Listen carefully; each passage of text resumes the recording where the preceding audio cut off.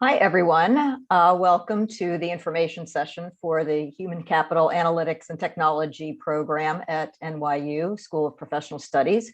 We're thrilled to have you here today. And sorry for the little delay. We were waiting for folks to join. So, and hopefully we'll get a few more as the minutes go by. What I wanted to do today, I'll tell you a little bit about myself in a minute, but obviously you're here to learn about this master's program that we started at NYU in Human Capital Analytics and Technology. So I will jump right in. Feel free to ask questions, and of course we'll have time at the end for you also to ask questions. Okay. So just to give you some context about the program and where it sits at NYU. As you all know, NYU is one of the largest private universities in the United States. And within NYU, there is the School of Professional Studies, much like there are the School of Arts and Sciences, et cetera. And then within that, we have the Division of Programs in Business. And Human Capital Management has 3 programs, which I'll describe for you within the Division of Programs in Business. So the HCAT program sits within DPB. So in general, what we have found is there are lots of attractive things about NYU as a program and SPS in particular. So of course, location, New York City can't be beat. It's a highly attractive place to be, especially when we can actually be there. As everybody knows, it's been a little bit challenging over the last year. But we find that when people come to NYU, about 85% of them stay in the New York City area for work. We do have a very diverse student body, and we're very proud of that. So in addition to attracting people from the US, we also have quite an international representation amongst our student body. Which gives you a real exposure to global business as well as making connections in other parts of the world. And our students are very successful in finding employment. So you see the statistic there, about 96.6% of students are employed within 6 months of graduation. Now, some of them come to us already employed, so that's also a benefit, and they may be going part-time. About 55% of them receive actual multiple job offers. Our faculty are very experienced. And so the model that we use at SPS is something we call a science practitioner model. So people who have advanced degrees, but have also experienced the practical aspects of putting human capital analytics and technology to work. So we have some, people from major companies, from tech startups, et cetera, all either who have worked in industry or are currently working. And, our reputation globally is very high. And one of the things that people rank NYU's programs are brand recognition and our reputation, as well as the educational rigor that they get from the program. So I just wanted to introduce you to a few of our faculty. So Dr. Anna Tavis is our academic director, and Anna is the architect, if you will, of most of our programs. She does teach in the HCAT program as well as other courses. You see me there as the lead faculty in the Human Capital Analytics and Technology program. And I've been with NYU just a year, so I'm finishing up my first full academic year. And prior to NYU, I spent 33 years in industry in both consulting and in corporate America, most recently with PepsiCo. But I was with Accenture before that, and prior to that with AT&T. And then you see some of our adjunct faculty. So these are folks who are part-time instructors, and they, again, represent some major corporations like IBM. Dr. Feinzig happens to be an IBMer, as well as people who are independent analytics consultants and experts like Stella Lupashore, and then people who work at various technology startups like Jay and Miriam. So you can see the stature of our faculty are relatively high compared to other programs. And then we have our fabulous administrative team. So these are the folks that some of whom you might actually meet, some of whom are more behind the scenes. But one of them you'll meet today is Corey, who is the academic advisor for the program. And these are the folks who make the trains run on time, if you will. So they're a great resource for us. To give you some perspective of the different programs we have within human capital management in general. So as I mentioned, we have 3 programs within human capital management. The first is, there are 3 graduate degrees. So there is a master's program in what we're calling HRMD, or Human Resources Management Development. And that program is currently being redesigned and will hopefully launch soon in its redesigned form. And that's the oldest. It's been around for several years. And then about 2 years ago, we launched the HCAT program, which is the Master's in Human Capital Analytics and Technology that we're talking about today. And last year, we launched the Executive Coaching and Organizational Consulting Master's degree. So it's just finishing up its first year. And in addition to those master's degrees, we also have professional development certificates. We have 5 of them currently. You can get a certificate in general human capital management, also people analytics. We have a coaching certificate that, again, was just launched. And you can also get a certificate in learning design. And another new one that we recently launched was diversity, equity, and inclusion. So we're very proud of this portfolio. It is flexible and accommodates lots of different needs and learning preferences. To give you a sense of some of the companies that we either work with or people have internships with, you can see a few of them here, names that you probably know. We continue to build relationships with organizations, with different companies, and we'll continue to do that. So you get exposure to lots of different organizations. So let me give you some details about the program itself. So as I mentioned, the program was launched in 2019, and you can see that at the time, we did get some press because it is a relatively unique program out there. In fact, Dr.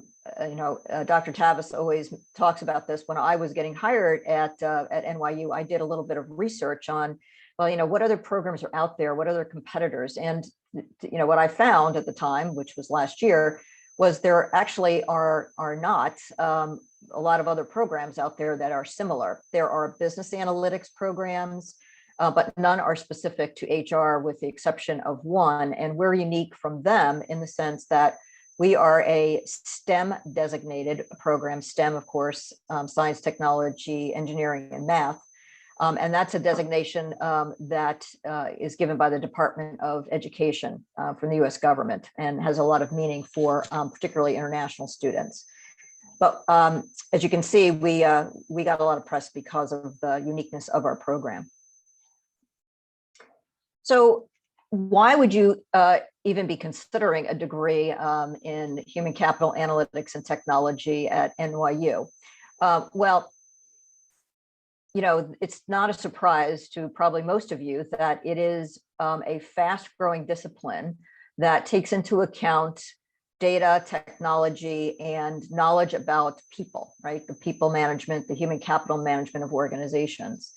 I spent the last 6 years at PepsiCo in this field doing this work.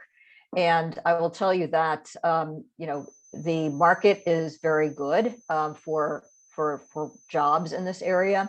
And actually, I think it's getting even hotter. So as you probably have noted, human capital and HR in general is a pretty hot field to be in right now, partly because of the pandemic and the importance of HR to a lot of companies in the pandemic. But human capital analytics and technology is probably of HR some of the fastest growing areas.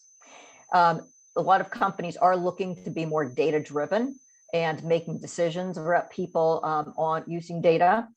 The program itself is 30 credits, and we consider it an accelerated program. You can take 1 year to complete if you're going full time, so that's a full 12 months. Or if you are working full time and you'd like to go part time, you can finish the program in 2 years. And while it's primarily online, there is an in-person path also, and it's accredited in both ways. So as I mentioned, 30 credits, 14 courses in total. The core requirements, there are 7 courses that you must take on human capital management and the analytics and technology disciplines. And then there are 6 electives plus an internship. So you can pick and choose. You must have 6 of them, or I'm sorry, seven, including the internship, or you can also do a thesis. We're looking at a thesis option right now. As I mentioned, the online format does have 2 residency on-site components. So at the beginning of the program, there's a course that is on-site, and at the end of the program, there is a course that is on-site, and all of the others would be online. And we have people from all different phases of their professional careers. So we do have people coming into the program who are relatively new in their careers. Maybe they've done a year or 2 of HR and they've decided they want to specialize in human capital analytics and technology. We also have people who've spent many more years in HR and either want to supplement that with the specialty. And I actually had in my class last semester somebody who was changing careers entirely, that spent their career in finance and is now changing into HR in the HCAT field. So all different types of folks come into the program for various reasons throughout their career. As I mentioned, there is an immersion experience, which is an on-site course at the beginning of the program, and that's the People and Organizational Management class. As you see here, you can see this is an example of when we were in person all the time. We did not do it, obviously, in person this past fall because of the pandemic, but we will start doing that again now as things are opening up. It is a week long, and as I mentioned, on-site. And the terrific part of this is that you get to meet all of your fellow students and kind of become a cohort. That what you find is, these are people that, because they're progressing through the program at a similar pace, kind of become your true peers throughout the program. One of the keystones of the program is field site visits. Again, we can do them on site. We did not have that this past fall.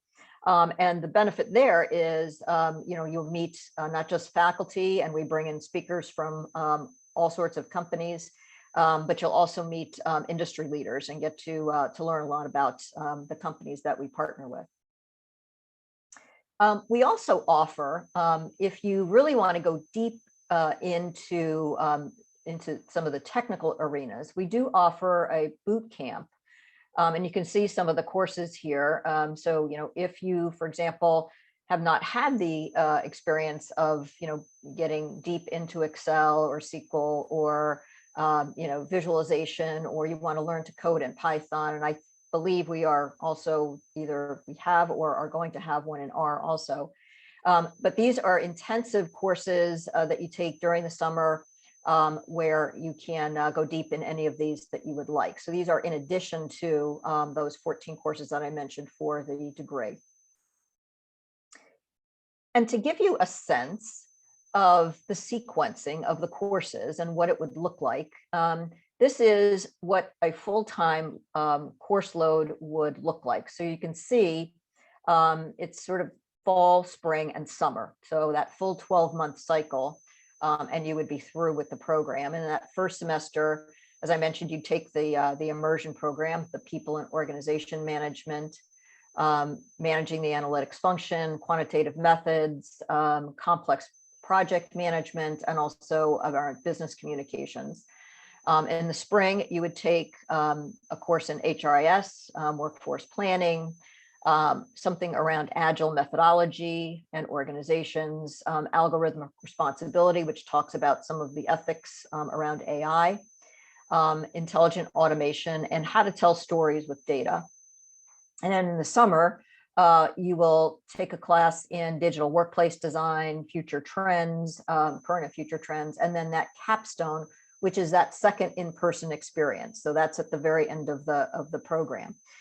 Some of these are 3 credits, some of these are 1.5 credits, but it's considered a full-time course load. And then the part-time sequence, as I mentioned, will take you 2 years, and because it's a lighter load, but you can see by the end of the second spring semester, you have achieved all of your requirements. So one of the things that is really fabulous about the program, again, unfortunately over this last year, this has not been the case, but the program is designed such that you can take advantage of internships, study abroad opportunities, and we have, and we'll be talking, Corey will be talking a little bit about this, but we do partner with the WASSERMAN Center, which is our career management and development center. So, you are able to tap into a lot of those resources to help you either launch your career in human capital analytics or advance your career. And so those are terrific opportunities you can take advantage of. To give you just a sense for one of our students, so Letty was one of our first students in the program, and she got involved in doing some research on looking at public policy recommendations to improve cycling in New York City. And she was able to gather data from the city and did a number of analyses on it. And some of the results showed that, the bike lanes were actually working very well and as planned. And most cycling injuries and unfortunately deaths would happen outside of the bike lanes.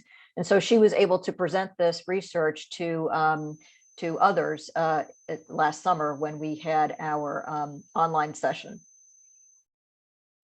And in addition, we have other events, and you can see, again, these are all in person. We will hope to be in person again very soon.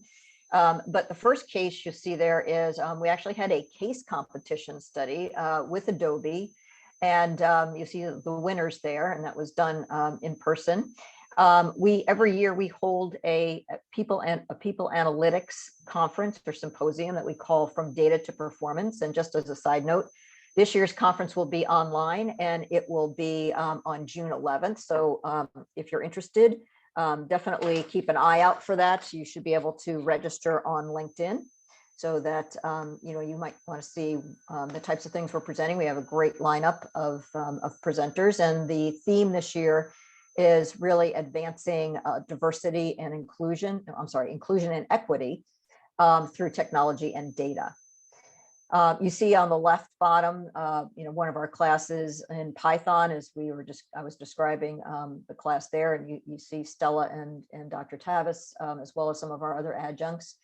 And then we do, information sessions around, careers in people analytics. So there's lots of opportunities and things we like to do outside of the classroom to make sure our students and others, get these varied experiences. So, our industry connections, as I mentioned, have been strong and continue to be because of our personal connections and our professional connections with industry. You can see these were all field visits that were done. So AB InBev, WeWork, Cognizant, and Horizon Media. Again, these were part of the immersions and when we could be in person. And just a little bit about the certificates. I mentioned them before. I won't go into detail here, but we do have these 3 in addition to the new ones that I mentioned in ECOC and also diversity. But these programs are very targeted. I believe, I'm trying to remember, but I think there are about 6 class courses in people analytics. that you can complete pretty quickly. So under student support, we offer generally synchronous class instruction, meaning they're live online classes, and we have a learning platform called Brightspace that we're launching this year. It's our new learning management system, and it allows some really great capabilities and functionalities such as discussion forums and video that students can upload or faculty can upload. We also have one-on-one advising, and Corey will talk a little bit more about that, as well as group advising sessions online through our academic advising. For those of our international students, we also have an Office of Global Services, which is helpful for those students who need to navigate visas, travel, and work authorization, et cetera. And then we have, weekly programs and resources through a variety of sources that you can tap into and take advantage of. One of my favorite things about NYU is the library. So you have full access to university library materials. And what people don't think about when they think about library often, and I was delighted to see this, is there's actually a data services group within the library that makes available various software that you might be interested in using, and it's generally free to students, as well as consultation. So if you have any kind of questions about what tools to use or databases that you might be interested in tapping into, the library can do that also, in addition, of course, to what you would normally expect from the library. And then, NYU, as a very student-centric university, does offer, health and wellness, and they're very concerned about the health and wellness of our students, and not just the physical health, but the mental health of students. So, University Student Health Center is open even during our remote learning times. We are continually getting updates from the university on things around the pandemic. For example, the university is going to require any students that go on campus for the fall to be vaccinated. And so, there are communications about that and how to let the university know. And then we have a 24-hour mental health resource that's available to students. So I'm going to stop there. Corey, anything you would like to add on any of the support before we get into Wasserman? Just a couple things. Thanks, Beverly, and welcome everybody. I'm Corey Faraday, Academic Advisor. So feel free to reach out to me in addition to Cheryl if you have more kind of like program specific questions, want to get connected with students, or just want to explore how you can make the most of your experience in this program. Just wanted to introduce myself because I'd be working with you if you joined our HCM family, NYU family in the future. But I guess just a couple other things I'd highlight is really committed to helping support your individual professional and academic goals. To give you just one example, I actually started doing virtual advising with students one-on-one in various global time zones before COVID. So before virtual advising was cool, I like to joke. So don't hesitate to reach out to us if you have any questions or want to explore different options, like with coursework, potential internship. If you're an international student, you'll probably have a lot of questions there. So yeah, just connect with me or our team at any time in the future. Thanks, Corey. So I will just move on to Wasserman. So if there's anything you wanted to share on these slides.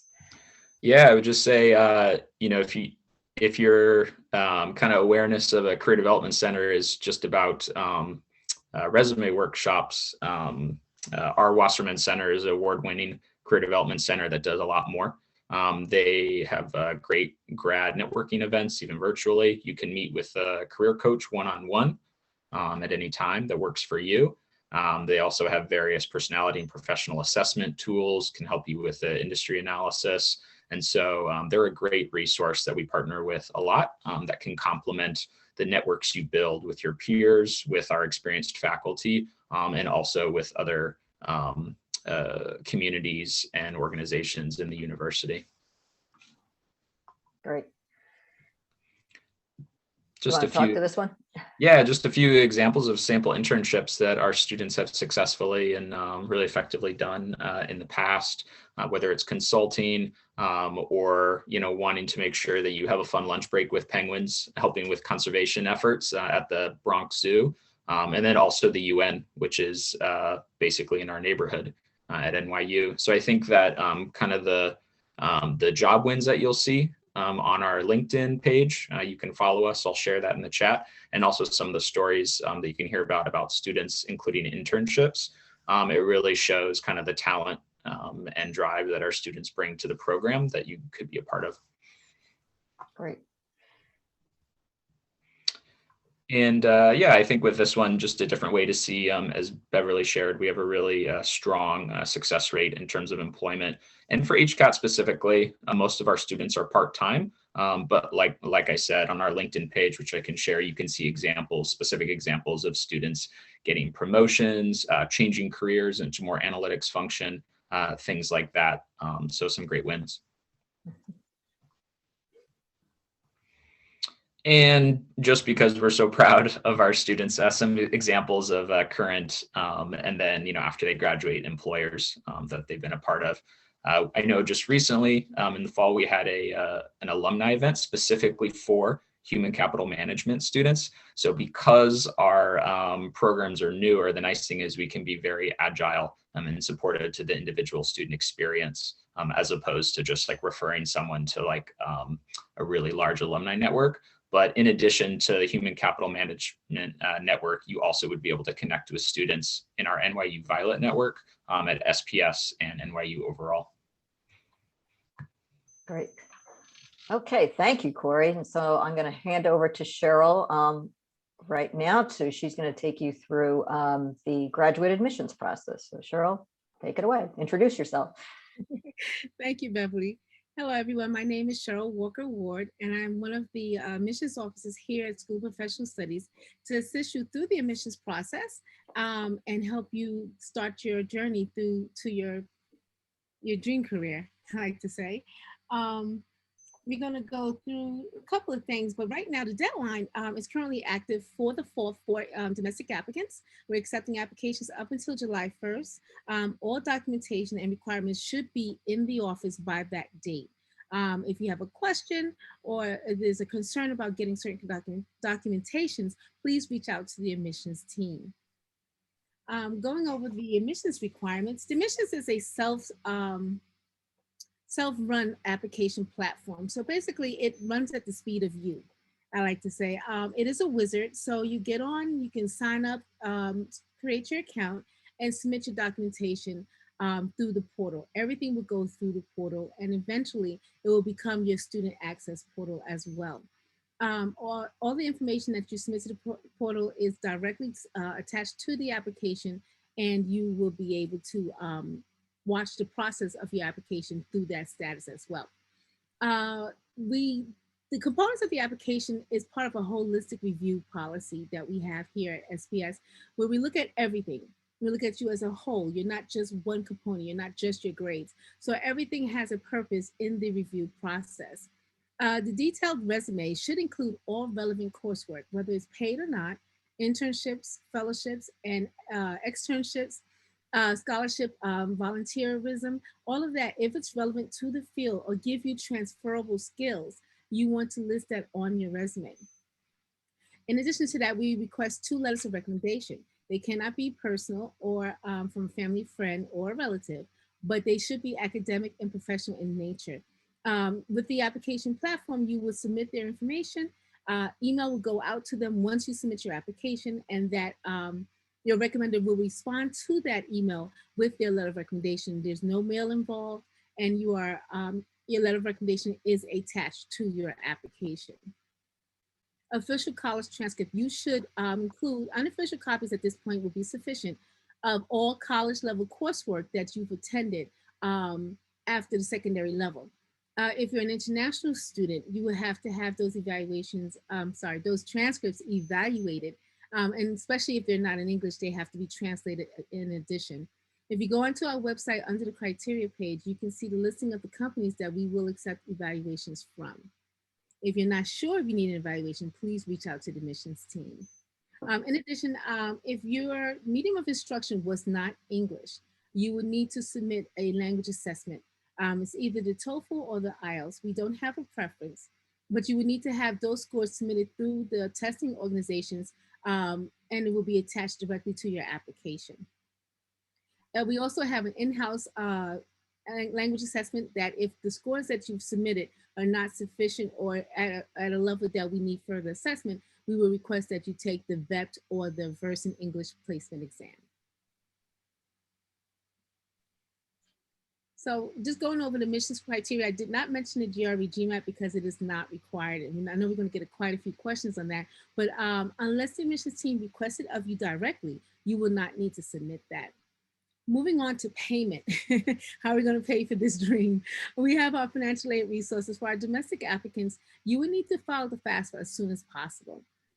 So the FAFSA is the free application for federal student aid. The link is available on our website. And through that, you would obtain most of your financial aid components. That would include the Stafford unsubsidized loan, direct loans, as well as private loans. Will be a little bit different, but most scholarships are generated through the FAFSA, or they use the FAFSA for determination factors. As far as private loans, that will be up to you and that private company. Make sure you follow their rules and regulations, and if you have any questions about them, please reach out to the admissions team. In addition to those financial resources, we have the next slide. For our domestic our international applicants, there are different independent organizations that are available to help and assist our international community with tuition assistance. The links for all of the things listed on this PowerPoint is listed on our website, and you can get direct access to those companies there to help you with either seeking scholarships or loan assistance. Also, departmental scholarships, most of our departmental scholarships are based on merit, and which allows most of our international students can qualify for, as opposed to being based on need.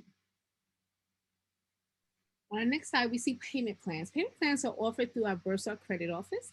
These are just 3 of the more popular ones. There are other payment plans and other assistance available as far as tuition assistant payment. You can reach out to Bursar Credit for that. The first one is tuition pay plan. It allows you to delay a portion of your expense and pay the interest fee monthly installment. So you can start paying on your semester before it starts. So by the time you start classes, your tuition for that particular semester will be paid. You have the deferred payment plan, which allows you to defer up to 50% of your bill to a later date, and there is an interest fee attached to that. You have to be registered for at least 6 credits.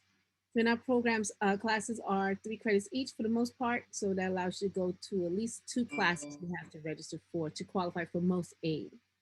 And then the last one is the tuition deferred tuition reimbursement plan, excuse me. That's mostly for people whose company or employer offers tuition assistance. And that plan is worked out between your company and the Bursar's office as far as payment. But this will allow you to defer payment until your company pays the tuition, the remainder tuition. All of these can be accessed through the Bursar website, and to get information on that, you can also reach out to the admissions team as well. Next slide is contact. Yeah, back to you, Beverly. Thank you, Cheryl. That was great. Yeah, so, just as a wrap up, I hope you took away from this all of the amazing resources that NYU has available. A little bit about, how a human capital analytics and technology degree can help you from a career perspective. And the one thing that I really hope that you took away is to understand how we're here to help. And as you see, there's some contact information here, but you can always reach out to me, to Corey, and as well as the admissions office, as Cheryl mentioned, with any questions you have to get you through to that July 1st date. So we're happy to take any questions you might have at this point.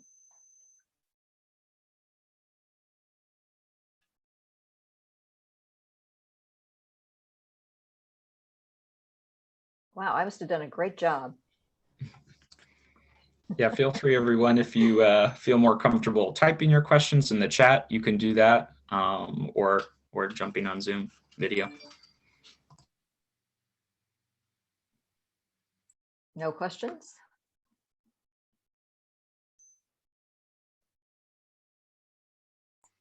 Okay. Well, then we will call it a session. And again, feel free to, don't, oops, I think we've got one. Okay, so just a thank you. Well, you're welcome. But feel free to reach out to any of us. We are here to help, and we would love you to see all of your faces in the fall. So, and maybe even in person. You never know. That would be great. All right, everybody, have a wonderful day and weekend, and we will see you soon.